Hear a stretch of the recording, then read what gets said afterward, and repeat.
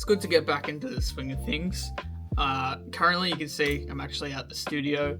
I booked a session in for 9 o'clock this morning and realised I had to pick something up from the post office near my house at 9 o'clock. So I actually showed up quite late, and the artist I was supposed to pull through with was at the studio last night till 1 o'clock, so they couldn't make it either. I was also trying to download Autotune and set that up, and I thought I had it all ready to go, everything downloaded. I was wrong. I'm now waiting for it to properly install. It's at 1%. It's been at 1% for quite some time because I think I explained in my last video, because I've moved recently, my Wi-Fi and my data has been just rubbish. And this morning I actually picked up the new modem on the way here.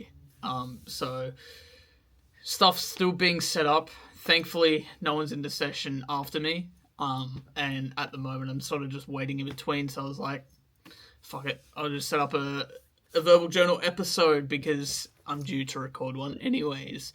And yeah, like I said, it's good to be back in the swing of things.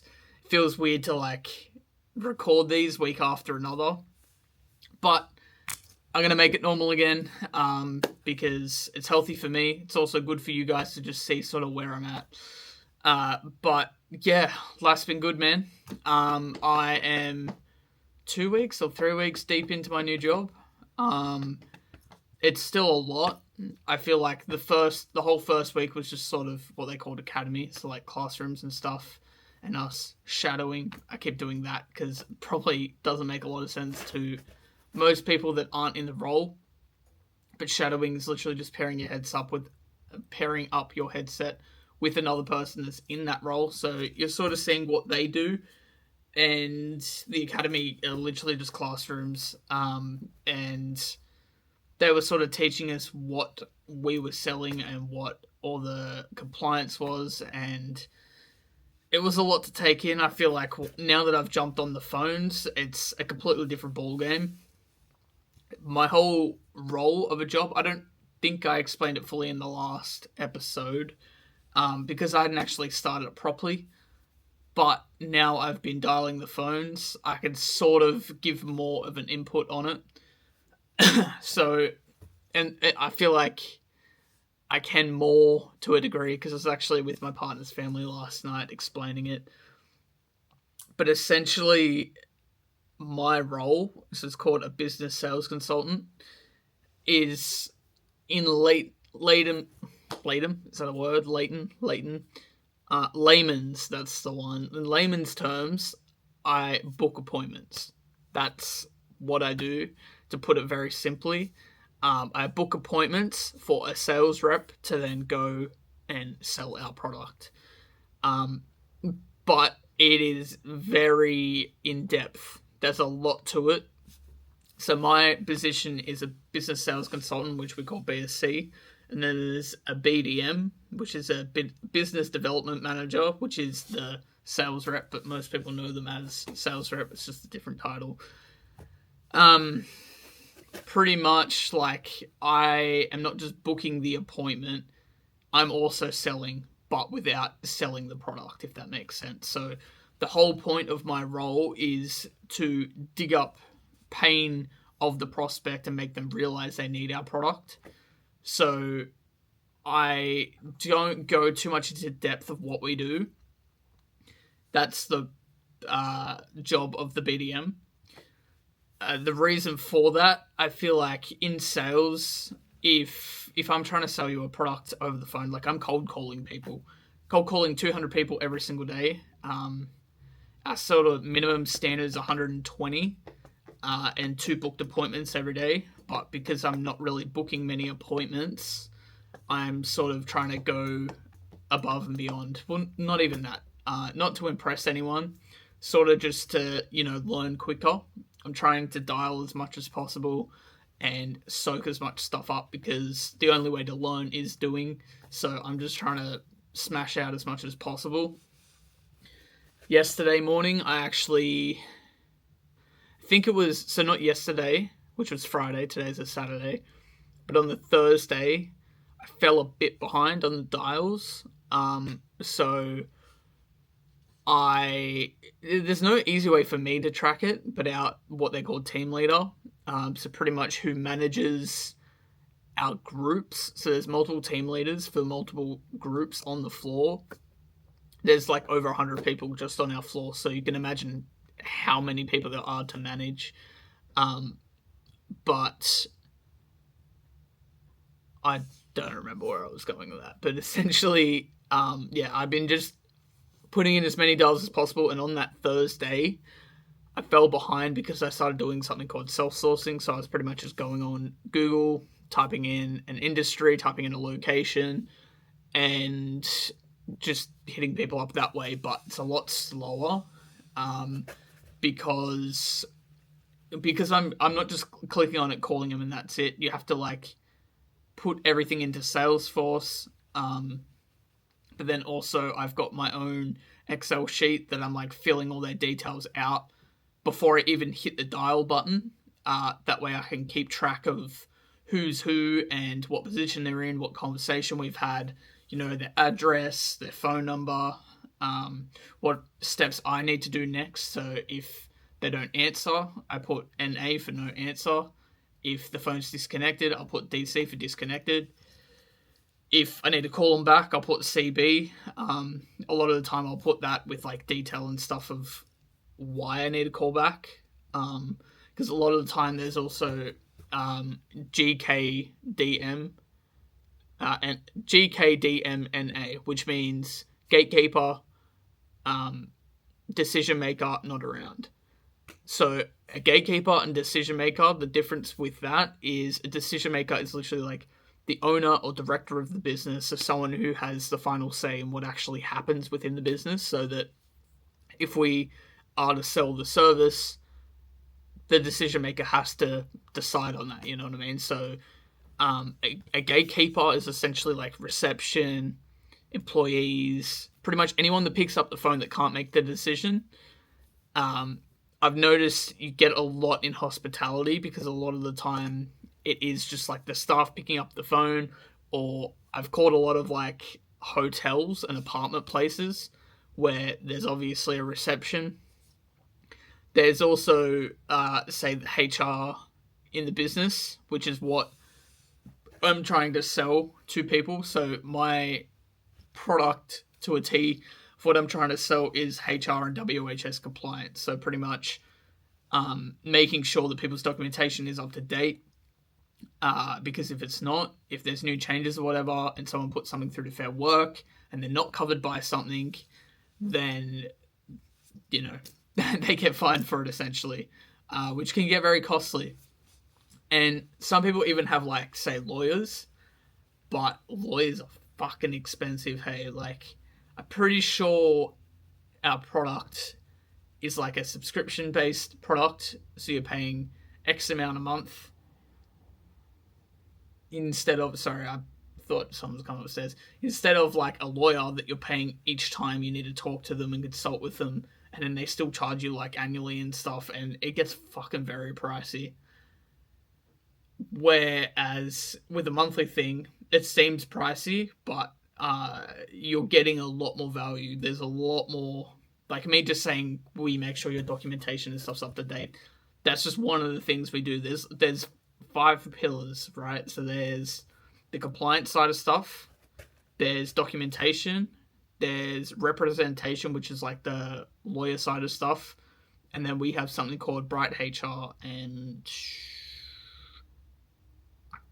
Wisdom Wellbeing. That's the other one.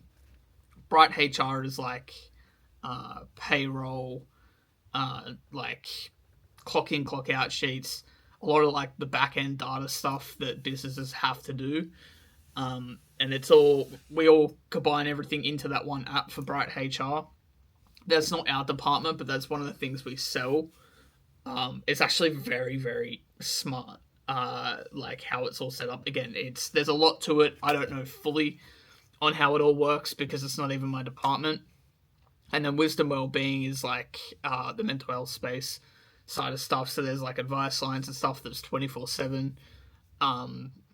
And yeah, like if someone's going through it or someone needs counselling or whatever it is, like we've actually got very good people in place that can actually, provide that help. Um, but yeah, that's like I said, there's a lot to it, and there's a lot of compliance and legality and shit involved. So you need to know everything to a T if you're providing information. If you provide the wrong information, it's considered non-compliant and it's bad for the business. So you want to make sure that everything you are saying is true. We can't say we are Australia's number one company. That's an example. We are one of Australia's biggest companies in the WHS space, but we are not the one. So if you say we're the number one, stuff like that, you can get yourself in trouble because it's considered non-compliant. But yeah, the first I've booked 2 meetings and what's called sandbagged another one for Wednesday, I believe. And what a sandbag is, so there's going to be a lot of terms. I'm going to try and explain it as best I can. A sandbag is someone that you're booking in a meeting for that is not in our SLA. Don't ask me what SLA stands for, but it's essentially our how do I word it? We want to book someone in either same day, day after, or day after that. If it's not within that, it's not within our SLA. So that's, I don't know how to word it differently, but yeah, if it's not in that, it's not in our SLA, which means we've sandbagged the meeting. So it doesn't count as a booking until we process it and it's actually within that SLA. So say, for example, I've got one on Wednesday. I can count that as a booking on either Monday, Tuesday, or Wednesday. You know what I mean? But I couldn't count it because I booked it in, I think, on Thursday or Wednesday, something like that. But yeah, it's honestly, it's fun and it's draining at the same time. As I said before, I'm doing $200 a day, and I think it was yesterday, one of the people in my team that actually trained me, he was my buddy when I started. He has ran through a system with me where he's like, all right, we're going to write a list every single week, and we're going to have a meeting with each other every single week so that, you improve. And 2 of the things he got me to do, I've written a list of 3 things. I've got things that I'm doing right, things that I'm doing wrong, and things I need to change. So each week, I sort of, out of all the data that I've collected, I sort of go through those things and figure out what they are. The things I'm doing right, I'm going to keep doing right and stick to them. Things I'm doing wrong, I want to try my best to not do those things. And then things I need to change, obviously, things I need to fix up so that I can become better. And then there's also a system where I'm putting tallies on my intro, my discovery, and me closing. Obviously, introduction is an introduction. Everyone knows what an introduction is. Discovery is sort of figuring out pain points and stuff of the person. So literally just asking them questions, seeing where they're at, digging up pain points, finding gaps in their business as well, and then delving into pain points from that. And then the close is literally you booking the meeting in, essentially. So another term is assumptive closing. So essentially, not forcing, that's a terrible way of putting it, but saying you're finding all these gaps, you're finding all these pain points, and go, look, I'm going to confirm your address. You get their address, and then you say, okay, is this still your email? Is this the best contact number? You find out the decision maker. You find all these bits of information out, and be like, look, okay, I'm sending a representative around at X time. It goes for X amount of time. Getting a call, sorry. And then go, okay, we'll see you on this day. That's assumptive closing. And if they objection handle, so they throw something out and they say, oh, I can't do this day or whatever, you go, okay, we'll book this day in. So you're sort of leading the conversation, leading the booking, instead of just going, oh, are you available sometime this week? Or like being too open. A lot of people will take lead, if that makes sense. So you've got to be the one leading. That's something I'm really shit at still, and I'm still getting the hang of. Obviously, I've booked a couple of meetings, so I have done it. But yeah, the first one was really dodgy. It was the people around me were like, bro, that sounded like such a good conversation. It was a 16-minute phone call, and I got all her details and everything. But she was, I don't think her first language was English, so she was very hard to understand. I asked for an email like 10 times. I swear she spelt it differently every single time. It was even giving like, what did my missus call last night? I forget what it's called, but like Alpha, Bravo, Charlie sort of thing. She was giving words, and then each time I'd ask to confirm, she would change it. So I was like, bro, can you just send it through a text message so I know I can confirm all the details? But long story short, I'm not going to say her name, but when I asked for that name the next day because I hadn't heard any response, they're like, oh, he's not around. I was like, hey, bro, I talked to a girl. And they're like, that person is a dude, like he's the owner. I'm like, oh my god. So this person the whole time wasn't what they were saying. Like everything's recorded, like the phone calls, and we went through the phone call, and everything I did was right, but because it was hard for me to understand them, but I don't think they fully understood me, even though they were confirming everything. I was double checking with everything. And that company ended up getting like flooded with emails to all the owners and all the directors and everything saying they had a meeting. And so they kept calling our company and saying, what the fuck's going on? Like, I didn't agree to this. I haven't even heard of this, blah, blah, blah. So I think it was literally just an employee. I think it was a bar or something. And they had 2 locations. They had like 20 employees. Like, it was a good opportunity, bro. But it was just set up so shit. And then they ended up blocking our number. So that fell through. And then another one was someone that was already with us, but they weren't on our system. And so because I couldn't see any detail, I was like, bro, I'm going to sort you out, you know what I mean? Like, I want to help you. That's bullshit that you haven't heard back from us. And he'd been with us for like 4 or 5 years, couldn't find him on our system. I'm like, he didn't even know what he was paying for. He literally had like every service that he was paying for. So it'd be pricey. And it was a barbershop in WA, I think. He only had 3 employees. I was like, bro, I envy you for, paying this money and not even knowing what you're paying for. And it's not fair that, he's reached out to advice and stuff and, like, just never been able to solve stuff. I'm like, look, we've actually rebranded in the last 2 years for the reason that clearly there wasn't good feedback in the past. We've rebranded, we've fixed all our systems, everything works a lot better. I'll make sure that you're sorted because that's not fair on you. But because he was on the system, but the business name had changed, his phone number had changed, our company name had changed, everything had changed, so nothing was showing up on our system. And yeah, because he was already with us for certain things, you obviously can't sell what he already has. So I had to get in contact with our client relations team, and I'm keeping him in the loop with everything. But then there's another one that I said I sandbagged for Wednesday, and they have 2 locations. I think they're a hair salon.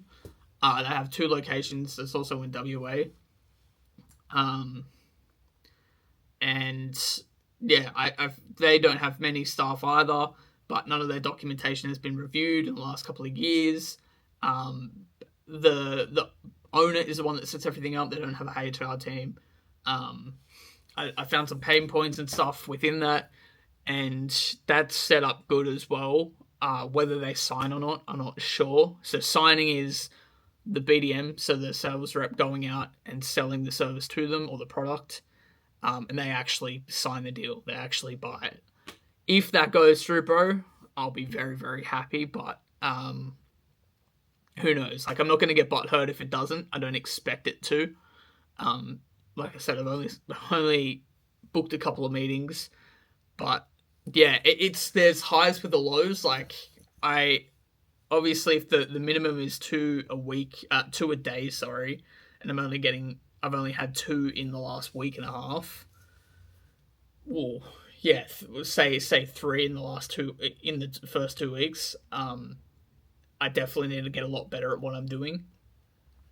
But I'm also on a probation period for 5 to 6 months, so like I can do that, you know what I mean? And they're not going to fire me or anything as long as I'm putting effort in, which I am with the dials, and that's all that matters.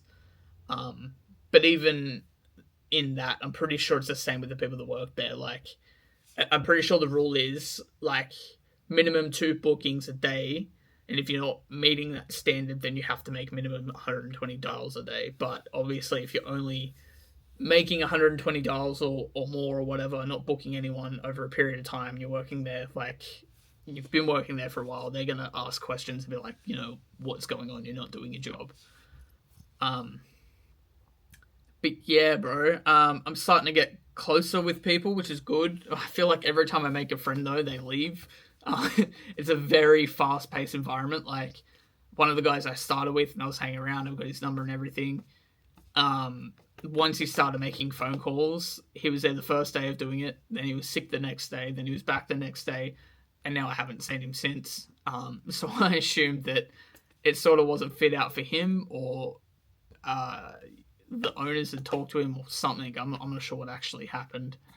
There's a couple of people that I started with that they all left, like it just wasn't for them, which is understandable. It is very full on. But then even the person that I'm sitting next to, he's really good at what he does. And so he's actually moving up roles, which I've only just gotten somewhat close with him, which is upsetting. Like, he's funny as fuck. He's really wholesome, really nice. But he's really good at what he does too. But he's not serious, if that makes sense. Like, he's very laid back and very chill and shit. He's just good at speaking with people, and that's why, like, he connects with them, and I feel like it works. But yeah, man. Even another guy I did start with, I reckon he's in his like 40s or something. Props to him, bro. He started at the same time as me, and he's already had a deal signed. I think the value was like 80 grand or something. So we only get a piece of the pie, obviously. But still, signing a deal in the first like 2 weeks is crazy, bro. Like, massive congrats to him. Mad inspirational as well. His approach to stuff is very different to mine. Like, you find everyone's got their own sort of style. And I feel like it's definitely down to the person, like down to personality and stuff. He's very like direct and makes people feel left out, if that makes sense. Like, a good example in the music industry is saying like, I'm doing, feature price at a discounted price for today and tomorrow only, or whatever, like, make people feel excluded and they're going to miss out. He does that very well.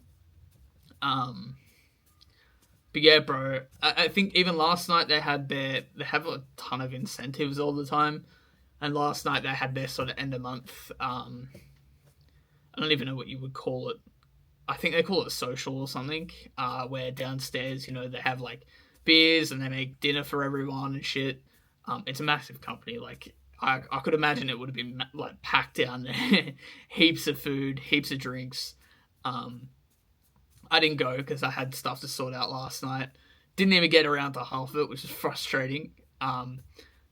But yeah, I was like, for me personally anyways, part of me wanted to actually stay back because I was like, fuck it, I'll just kick it with these people. But bro, realistically, I'm there to grow. I'm there to help people. And I've got my own stuff outside of my day job that, I have to attend to. And I do attend to, and I'm very strict on that because what's the point? If I'm not working towards the goals that I want to work towards, then I'm not going to get where I want to get. You know what I'm saying? So there's things like that where I'm happy to sacrifice. I may go to the next one, who knows? But yeah, we're not even the newest cohort, like me and the people I started with. We've had other people there that have been there for a week now, and they're on the phones next week, which I'm super pumped for them. And yeah, I was talking to some of them last night as well before we left because my computers were spazzing out, bro. Like, I think I went to the toilet for 2 seconds to come back and my computer was resetting itself. It took me like half an hour to get it back up so I could make a call, but there was like 5-10 minutes left for the rest of the day. So I was like, God damn it. But that's why I was talking to a bunch of them, because I think everyone, it was end of month, it was end of the week, everyone sort of just tying stuff up. So it was a lot more chillaxed, and I'd already punched so many dials in a day, so I was pretty okay with it. I just looked slack on my half because it looked like I wasn't doing enough, but I think I always put that on myself where I'm like, I'm not doing enough, but I look around and I'm doing more than the people around me, so I need to not be so hard on myself all the time. But the new house is alright. I don't know if I talked about that in the last episode or not, but the rabbit is still doing my head in. I think once he is sorted, it will feel a lot more like home. We've booked him in to get a D-sex this coming Tuesday, so hopefully once he gets that D-sex, he does settle down. I'm still getting pissed on every morning. I have a photo, actually. I'm not going to show it on this video, but fuck, man, yesterday, the second I walked through the door, he pissed on the floor, and then I walked away for 2 seconds, walked in the kitchen for 2 seconds, and he exploded it everywhere. Not that puddle he made, but literally he does this thing where he runs around and it just flies everywhere out of him, like a water pistol. Like, just, it's not even a stream, it just like explodes everywhere. It was fucked, and there was so much of it, and I'm just so over it, bro. But a lot of people are saying that they're like, maybe you should consider getting rid of him because it's too hard to handle with. But I'm like, bro, the whole point I got him in the first place, it was a Christmas present for my partner, and I said to her, I was like, I'm only getting this if you can fully commit to having one, because I want to sort of have it as a training tool to see how you'll be like with kids for our future, and see what you will do with them and how well you take care of them. And so for me to sort of just get rid of him, it's like, imagine having a kid and you're like, I can't take care of him, I'm putting him up for adoption. Like, obviously there's certain situations where you're probably better off doing it, like people that are, heavy on the drugs, or, like they just, their life isn't sorted out and they probably shouldn't be around them. But for something like that, where it's like he's just got a pissing problem, why would I get rid of him? That's just fucking slack. So I'm sort of just gritting my teeth and bearing with it. It is very stressful, but yeah, like I said, hopefully once we get him de-sexed, it all calms down. But yeah, bro, I am in the studio today because I've been working on something secret. I don't know when I will talk about it, but I have started working on it. I've got a couple of people involved, and I'm super keen for it. I've also had ideas with the direction. I think I did say that in the last episode that I was going to map out my whole direction for the next year. I've done that, and I've had really solid ideas come from that, that I plan to start executing very, very soon, actually. So it's all happening, man.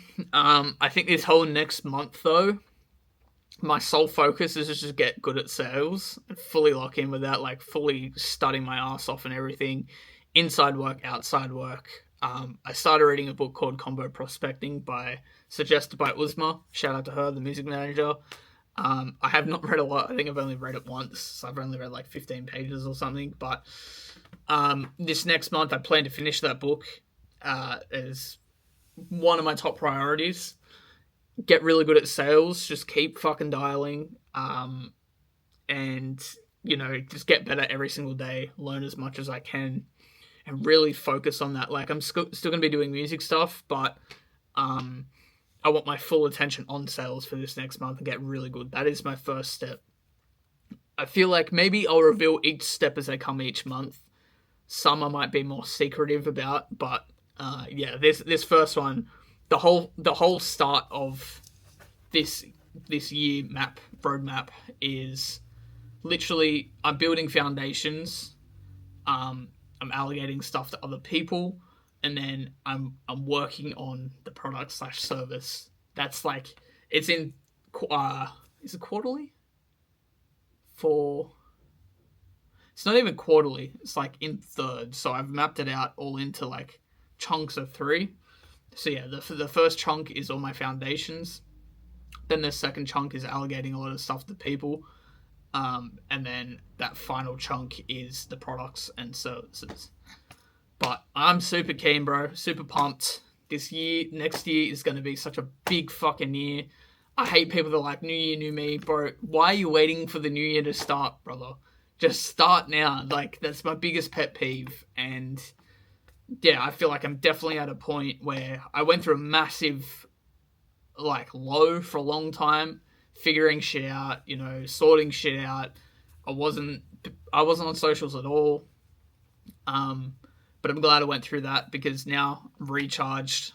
I know what I'm doing and I'm fully focused. I've got a plan and I'm sticking with it. That's the biggest problem I've had in the past is just having too many ideas coming all at once, and I try every idea out and then I forget what the plan even was.